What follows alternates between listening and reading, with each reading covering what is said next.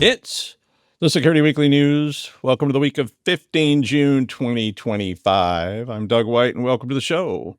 We've got AI zombie lawyers, Scattered Spider, ASUS, Mainframes, GrayAlpha, backups, Josh Marpet, and more on the Security Weekly News. This is a Security Weekly production for security professionals by security professionals. Please visit securityweekly.com/subscribe to subscribe to all the shows on our network. We interrupt our program to bring you this important message. It's the show that keeps you up to date on the latest security news twice a week. Your trusted source for accurate security information and expert analysis. It's time for the Security Weekly News. Imagine a world where every threat, ransomware, supply chain attacks, zero-day exploits, is stopped before it can even begin. ThreatLocker makes that world a reality with a zero-trust approach to cybersecurity. By giving you granular control on every executable that can happen in your environment, ThreatLocker protects your business around the clock. No more guessing, no more gaps, just rock-solid protection that keeps your operations running smoothly and your data secure. Discover how ThreatLocker's least privilege approach can safeguard your organization against known and unknown threats. Take the first step toward total peace of mind. Visit securityweekly.com/threatlocker today. All right, I'm Doug White, and it's the Security Weekly News. Don't forget to hit like, subscribe, and leave a comment, or they hit us. I mean, it's bad. So come on. All right, Scattered Spider. Scattered Spider's been around a long time. We've been seeing them for a while, and now someone who's using Scattered Spider tactics, which sounds cool anyway, Scattered Spider tactics, has decided to breach multiple U.S. companies. Now, they previously mostly targeted retail organizations in the United Kingdom, and then they moved to the U.S. and started targeting retailers here because they had mostly gone after just retailers. But Google Threat Intel Group is now aware of multiple intrusions in the United States, which look like Scattered Spider operational tactics. And these are in, wait for it, the insurance sector. So there you go, insurers. No more safety for you. Generally, the warning from TAG says that this group approaches one sector at a time. And when they come after you pretty seriously. And they went on and said the insurance industry should be on high alert. So just saying. The warning said to pay particular attention to social engineering via help desk and call center type approaches, which is Scattered Spider 101, right? I mean, this is how they operate. So far, Philadelphia Insurance announced that they had unauthorized access to their network and disconnected their systems on the 9th of June. And as of yesterday, their site was still showing an outage. Erie Insurance also suffered business disruptions starting on the 7th of June.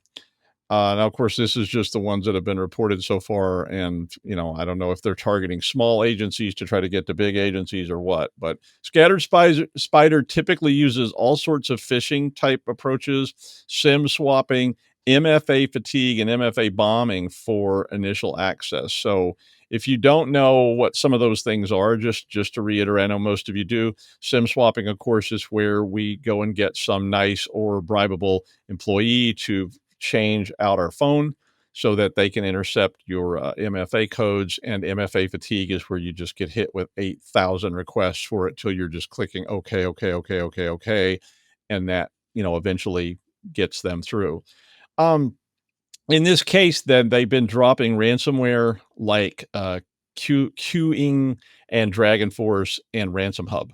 So basically, they're a ransomware operation, but they are targeting the insurance industry. So insurers, beware. Insure yourself, or something like that. Well, if you use ASUS, who I used to use a lot of ASUS motherboards for a long time. I don't. My latest builds, I've not been using ASUS. I went back to an oldie, which was an MSI, but I got frustrated with ASUS because of some other problems, but if you are using ASUS, you're probably used to it trying to install Armory Crate. And it's something it's always wanting to install. And I always worried about Armory Crate, and I actually never installed it because I was wondering exactly what it was doing. And well, guess what? There's a high severity vulnerability in Armory Crate that would allow attackers to escalate privileges to system level on Windows machines. Yummy. This exploit was allowing people to bypass authorization and affects the ASIO3.sys of the Armory Crate system management software. So that would be, as they say in the industry, bad. Armory Crate is the official system control software for ASUS and Republica Gamers equipment for Windows and provides a central interface to control all the lighting, fans, performance, any other thing that you want to put in your system. And it's also the way they want you to download updates, although you can do it manually, which is what I was doing. I just didn't trust theirs. I mean, sorry, ASUS. If you want to make it up to me and send me some free Republica Gamers motherboards, we could talk. But basically, my problem was I just didn't understand exactly what all it did, and it seemed to want all kinds of access, so I didn't much like it. But you could download their, BIOS updates and things manually and just do it that way. Talos did report this flaw to ASUS quite a while ago, and I think back in February. But they said there had been no exploitation in the wild, but ASUS is encouraging users to update to the latest version ASAP. So if you are using ASUS, Republic of Gamers, etc., that has Armory Crate, you should probably go and get that updated ASAP. Since when the company's willing to say that, and they're not still in the we don't know of any problems. No, everything is fine. I'll be on the yacht. But they're actually in it's really a good idea. Now that they're publishing it, it'll be a problem. All right. I love my old mainframes. I don't love them enough to be like I admire the people who are like, I got a PDP-11 running in my basement. And I do. I had a Prime once, and it was a nightmare to keep it running, but I finally got rid of it because we couldn't afford to pay to move it. But regardless, and maybe my love was a little unhealthy, but probably not. I think I've worked through those issues. But I mean, mainframes often get treated as sort of exceptions to all the rules in security, or they've been billed as sort of secure. Rack F, the admins will tell you it's unbreakable military security and nobody needs to audit it and nobody needs to look at the procedures and policies and so forth. I mean, hiring mainframe admins today is a bit challenging, right? I mean, so you end up with that slightly crazy guy in the basement with a life-size crucifix on the wall who's got a pearl-handled chrome pistol laying on the desk and a shotgun mounted on a stand pointed at you. This is ask me about our complaint department. And then you're like, hi, I'm from internal audit, and laughing hysterically, he's like looking at you and then says, yeah, what have you heard? What have you heard? Yeah, what have you heard? And you're like, I'll be going now. And they're telling you that he can't be fired because he's the only person who understands the RACF system, and you can't even criticize him because then he gets upset and he turns off access for a few weeks. And not that I was ever like that. No way, man. But he's the only guy that can keep the mainframe running. Yeah, you understand this kind of stuff, right? I mean, all of you have probably been here, probably seen this, probably have this in your own companies. I mean, it could just be plain old compatibility issues for real, but all this stuff has worked together to keep mainframes out of the general move toward enterprise security. And in the realm of security through obscurity, all bad things. Now, integration, of the mainframe into Okta, Azure, right. Yeah, that's going to happen. I mean, I can't even imagine how you would do that. But I mean, modern compliance is starting to move to a more what is protected rather than a where is it kind of model, right? So suddenly, if your customer data is on a mainframe and you're saying we don't need to audit the mainframe, it's out of scope because nobody would ever figure the mainframe out except you, Doug, and a bunch of your weird geeky friends, Mr. Spock. And you're like, uh-huh. But I mean, we got that. We got that kind of pushback all the time on mainframes and mini computers because people said it's too obscure. And I'm like, that's stupid and naive, but they did it anyway. And they were like, well, we can't go down there and bug Chet because you know how he gets. And if we bug Chet, he'll quit. And I'm like, where's he going to go? He's running a prime mini computer. How many of those are left in the world? Like, let him go. Replace the prime with I don't know, an iPhone, for God's sake. And, and Chet can go get another job, right? But a lot of mainframes still rely solely on username, password, auth models from days gone by. And if they do have MFA, it's probably bolt-on third-party aftermarket MFA. But new compliance is coming for you, Chet, and your mainframe security, because it's starting to make this in scope, because it's no longer, oh, if it's not running on Windows, it's probably secure kind of models. It is now, if it's customer data and it's user data and it's employee data, it is in scope. And it doesn't matter if it's on the PDP-11, that'd be amusing, the AS400, I'm sorry, the J series or whatever they call it now, or the Prime, which would really be amusing. So you may have on a tinfoil hat and a shotgun on your desk, and you thought nobody was going to mess with you from audit, but those days are starting to change, and audit teams are going to have to get in there, or you're going to lose compliance. So it's an interesting article. GrayAlpha is a cybercrime group that is linked to a threat actor which is called Fin7. And I thought this one was worth a warning because we see this all the time, and I know you're aware of it, but it's always a good idea to remind your users, how many times have you needed to suddenly download a tool like a utility, like 7-zip, and you just went and downloaded it?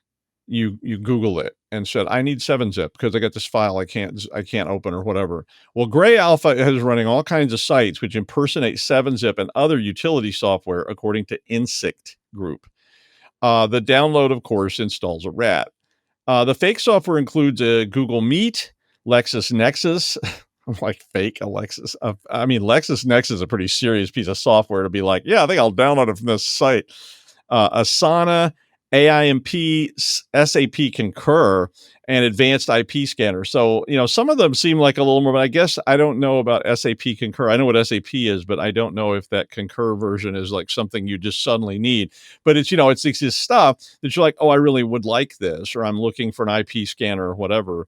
And I'm going to download this. They also use sites that impersonate things like the Wall Street Journal and CNN as well.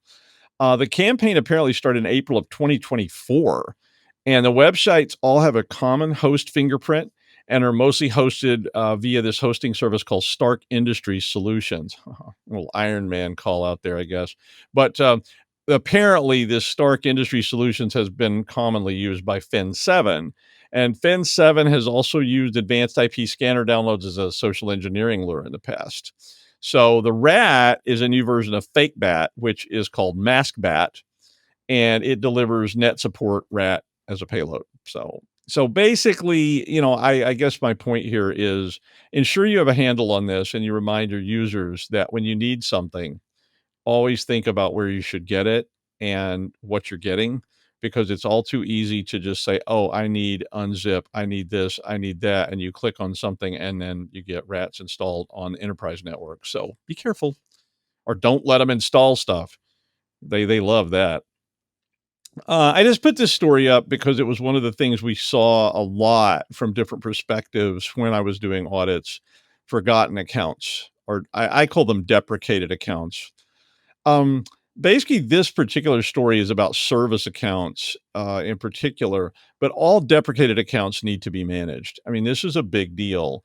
And think about your system and how many accounts you have and how many of those accounts may actually be deprecated. So, suppose you install, in this case, suppose you install an app 10 years ago and it creates a service account that asks for root privileges, and it's called Mr. Fufu. And you say, well, we need this app, so we're going to install Mr. Fufu as an account. And now 5 years ago, you downed the app. So we decided we didn't need this app anymore. It was replaced with another app, or it was done away with altogether. But that Mr. Fufu account is still sitting out there. Now, nobody notices it. And, and if it's named something more like a system account, like O1 _ kernel _ management _ THX, well, it's really hard to spot and even harder to mess with. In 2024, a botnet of over 130,000 devices, which targeted Microsoft 365 service accounts, was found. Basically, how did the bots get in and take over? They got in by abusing known service accounts that did not have multi-factor authentication. So there's a lot of things in this article that you need to be doing. I mean, this article has like pages of recommendations on how to do all this. But all I'm going to recommend you read this article for one thing. But I'm going to recommend that you start with how you audit accounts, both existing and deprecated, and get rid of these accounts on some kind of timely basis. you have to have a way to ensure that accounts retire with extreme prejudice. I mean, that they're gone. If old Gil gets a sack this week in 2005, is his account login still there today? We saw that. We found retirees. We found separated, laid off, fired, axed, sacked, angry, etc., dead people's account. HR got upset when I said dead. They preferred that we said separated for all of those. They were like, can we just say separated? We don't want to say fired. We don't want to say dead. I'm like, but they are fired and dead. And they were like, yeah, but let's not say that. Okay. And I'm like, okay, let's make it seem less harmless. But they still had active accounts. And we were doing regular audits on this, and a lot of companies back then had never ever audited this. Some of those things we saw when one said 75,000 accounts in their user database. And I'm like, how many employees have you got? And they were like, I don't know, like 12,000. And I'm like, then who are all these people? But so you need to start with a full audit and evaluate all old accounts by their creation date. I mean, this is how we did it. We went and we looked at what's the oldest accounts here. And I'm not saying to get rid of them just because they're old. Maybe old Gus down there in Mystical Elements started in 1958 and is still down there. Fine. But you need to get a handle on this, and you need to start evaluating accounts to determine what you should get rid of, when you should get rid of it, and it should include system level accounts and service accounts. I mean, just a regular sweep of this, automate it if you can, to just, I had a script that would kick out every account that was more than, say, I don't know, 4 years old. And we actually, we reduced that. I'm not advocating 4 years. That was just in that particular circumstance, but you may want to consider looking at something like that. Now, I also, in terms of audit, remember asking this question: do you have backups?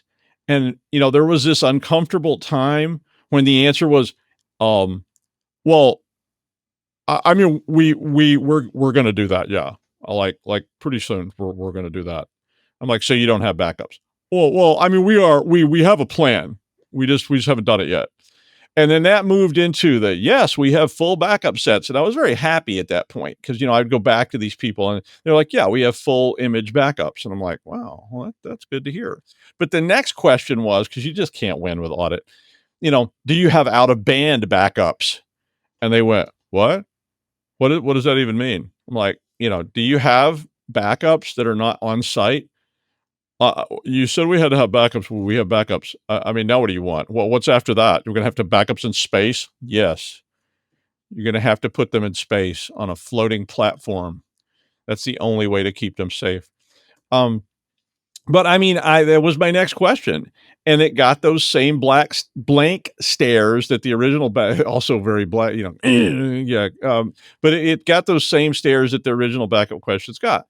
And the one key answer to early ransomware was having good backups, right? So when ransomware first became a thing, naughty ransomware was easily defeated by having great backups and a restore plan. And of course, everybody moved in that direction. But naughty ransomware people got you down. Not to worry, with fastback restoration services. Laugh in your attacker's faces while your mouth is stuffed with Funyuns, which, in my personal opinion, are one of the most disgusting things on the earth. You can insert whatever you think would be disgusting to have your mouth stuffed full of at that point. But ransomware gonna ransom, and they're not really going to go they're going to go after your backup infrastructure now. So before they take you out, they're going to go after the backup so that you can't restore because they're always moving. And so you think you're safe and they just move against it. So typically what's been happening with ransomware is they disable backup agents. So they turn off your ability to back up. They delete the snapshots. They modify retention policies. They encrypt your backup volumes, and they exploit vulnerabilities in your integrated backup platforms to delete your backups or encrypt them. So this article advocates and sort of codifies what I've been saying forever and ever and ever with a really handy thing, 32110, which is not just the zip code for Bunnell, Florida, or a bunch of numbers that add up to 7. But a legitimate approach. I never thought of being this clever with it, or I could have probably been a famous writer too. But basically what they're saying is you should have 3 copies of data, 1 production copy and 2 backups. Okay. 100%.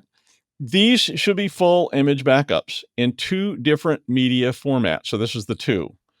So that means maybe a local and a cloud, or even in completely different formats. One's on, your NAS here, one's on your NAS in Dallas or whatever.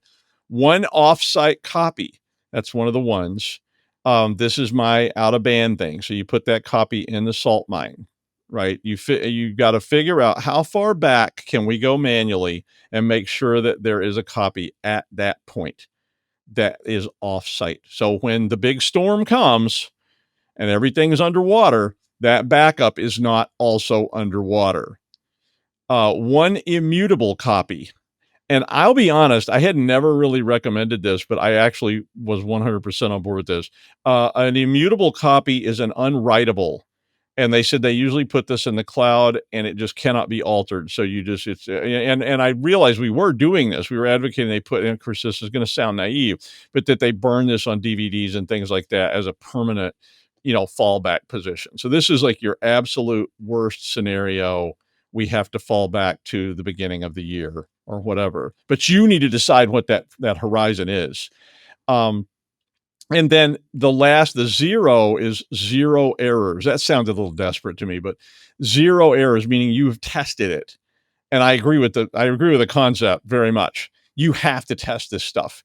Have you ever tested your restore process? I hope you're shouting at the screen right now. Yes, Doug. Yes, I've tested my restore procedure. I tested it this morning and I'm testing it right now. While you're yapping, I'm testing my restore process. But you know how many people we went to and they had not done that? I mean, I'm telling you, and are your backups even running? More than twice, I saw places that said, yes, we have backups. And we went and looked at it and I'm like, you realize that none of these things have ever actually run? Like your backup job crashed and the crash date's like 2 years ago on this server. And you're like, really? Oh, what? What do you mean? And then the other time they had these tape backups, but they'd never tried to restore the tapes. And then they finally needed to restore the tapes and the read heads didn't work. And the tape machine that they had said nobody made this anymore. The company had gone out of business and we ended up trying to buy one from some other country that was still using this stuff. And we had to pay a premium because they figured out we needed it real quick when we were calling, asking about like, you wouldn't happen to have one of these, would you? And they're like, yes, we would, but it's going to cost you. And they had to pay. So test it. It's not a bad idea to have spare equipment either, depending on how you're backing things up and restoring. So think about this whole process. So it's a good time to review your backup policy and test your restore policies and your backup policy and make sure the whole thing from end to end actually does what you think it's doing.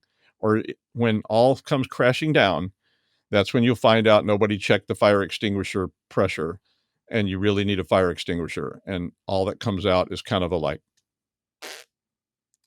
yeah, I saw that once in an apartment. The guy was like, I have a fire extinguisher. And he was like, I'm like, yeah, okay. How old is that? And he's like, I don't know. It was here when I moved in like 5 years ago. I'm like, okay, yeah. Well, we're all going to die. Let's just run. Google. Remember their motto, don't be evil? Yeah, they got rid of that a while ago. Well, the data says that 68% of internet activity starts on search engines. Okay. And 90% of those searches are Google based. So talk about market share. And I mean, this has been the way of the internet for a long, long while, right? I mean, this is just sort of how things have been working. So now some people are saying that a change in the model may bring the whole thing crashing down into a sweaty heap of porn, cat videos, right-wing influencers, and old socks. Now, Google is adding this new AI tool to Google search. And if you're in the United States, you've probably already seen it if you use Google. I don't, but I pulled up Google Chrome this morning and yep, it's there. You might have noticed it chirping away, trying to get you to enable it, like some genie of the damned singing in a bottle at the bottom of a pond. Was that in The Witcher? Or did I dream that? I don't know. Well, there's 5 trillion searches a year on Google search. But the AI mode is a big change from how it works because AI mode doesn't give you that long list of hits, 654,128 sites that mention ferret legging. You click one and you hope for the best. But AI mode creates a summary or an entirely new article to answer your questions about ferret legging.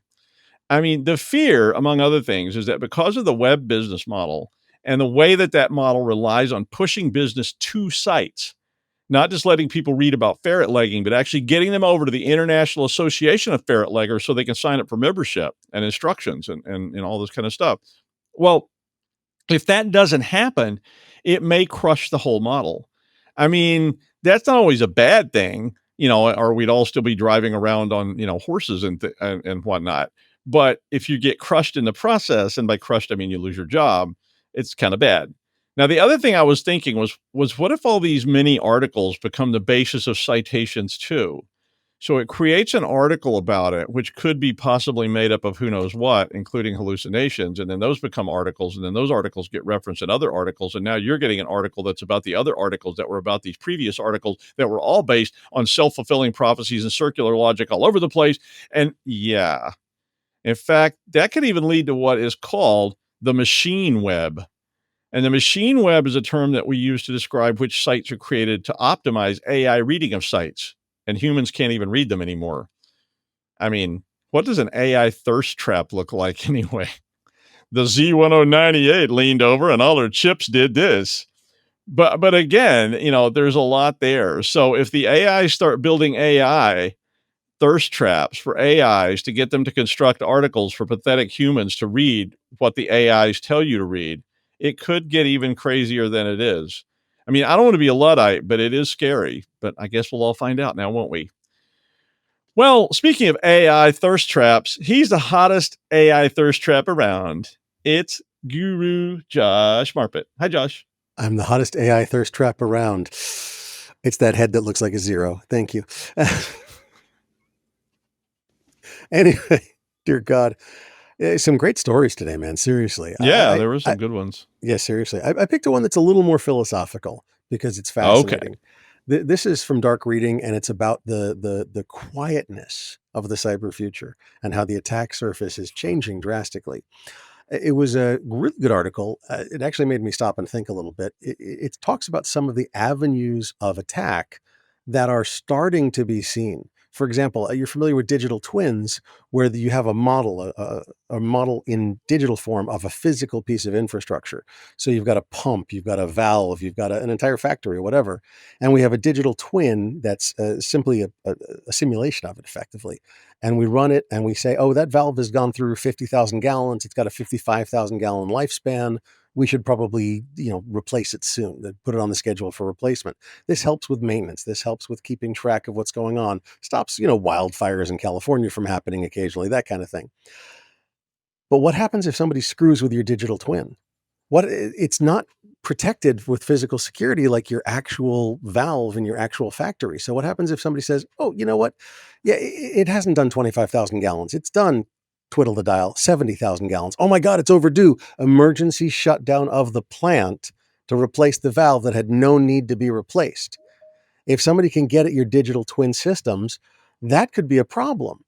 Okay, and then they had supply chain failures that look local. What happens if a supplier gives you code and you test it and it works just fine, but when you put it in production, it doesn't work in interaction with other code, other systems, other utilities, the agents for the agentic AI, MDR, XDR, EDR, something DR, whatever system you've got running out there?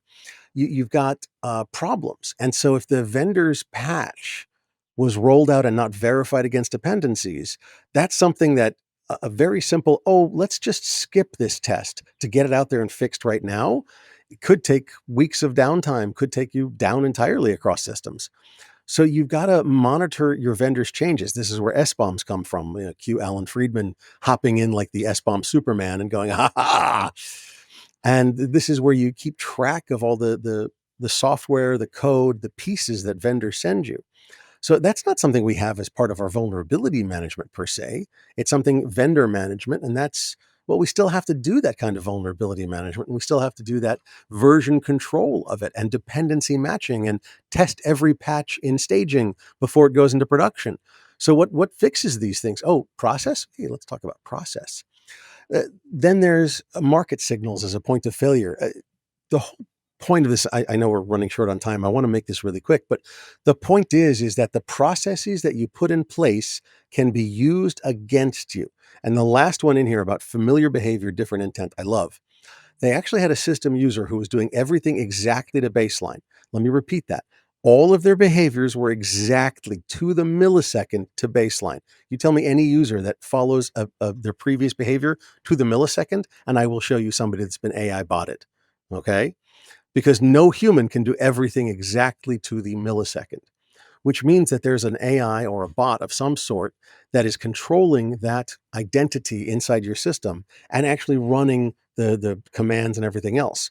Well, what if in the course of doing what they're supposed to be doing, baseline behavior, totally doesn't make anybody flinch or, alert anything, they pull down a few extra files. They're still within the realm of what they're supposed to do, but they're just pulling down one extra file. They're doing one extra thing. They're doing one less thing, whatever. Point is, can they make changes, exfiltrate information, or do something while doing nothing that would alert a SIM, alert a system, alert an anything? So the question is, yeah, you're going to say, oh, anomalous behavior detectors, UEBA, right? Yeah, great. They're still doing exactly what they're supposed to.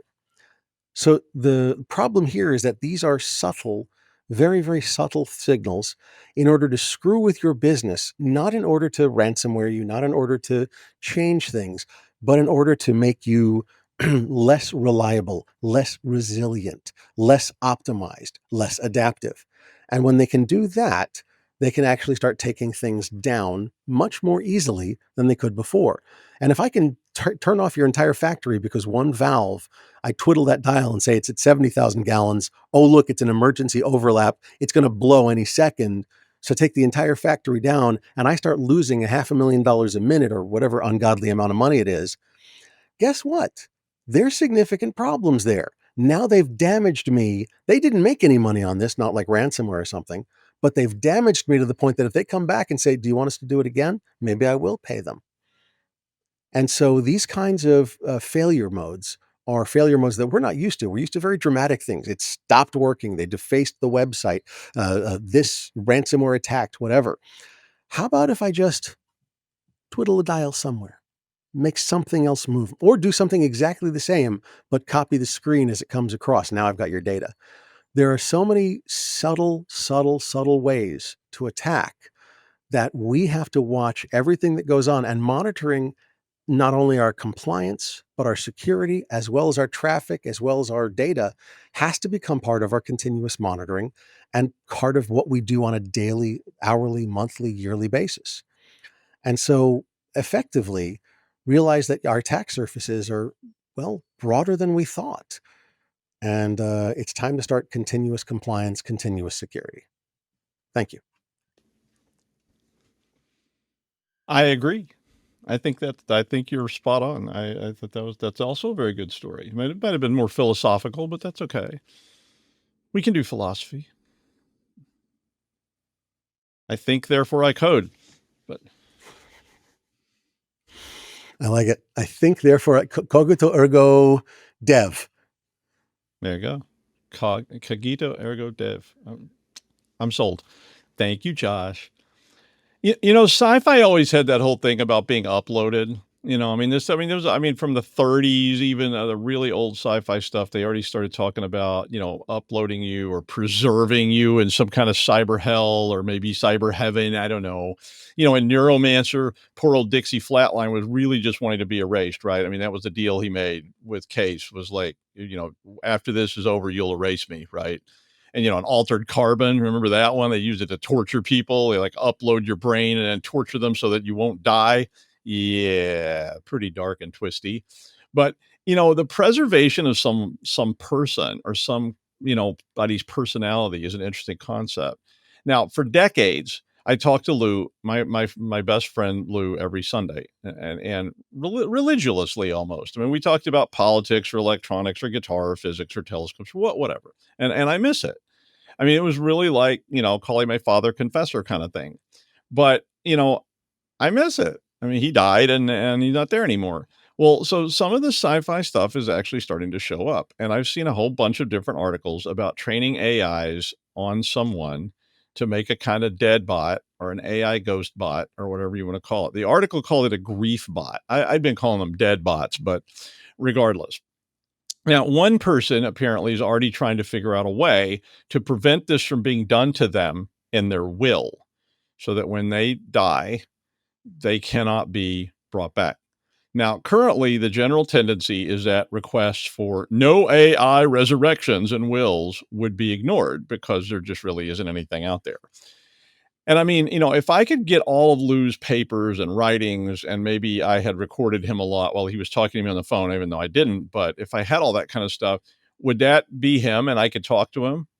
I mean, I doubt it, but I think as we move forward and there's a much larger representation of the overall somebody's overall personality, or at least the personality they want you to think they have on social media, it might be possible just to scrape up a good old zombie of somebody to talk to. Now, my bigger question is, does this actually harm anyone? I mean, it's just an algorithm. It's not Lou. And if if you believe in all kinds of, I don't want to use anything offensive to anybody. You believe in all kinds of afterlives and so forth, that's fine. But even then, it's not yanking him out of the afterlife. It's just an algorithm. I mean, it's not like I went down to the crossroads at midnight and bought your soul off a guy named Mormo and made a flute out of your bones or something. It's just an algorithm. But some people are worried about it, and eventually some lawyer will figure out a way to make money off it. So AI lawyer app suing an AI lawyer app in AI lawyer zombie court. It's coming. Get on board. Maybe that's the next unicorn. Who knows? AI zombie apps. But anyway, that's the news. Thank you for joining us. Thank you, Josh. And we'll see you next time on Security Weekly News.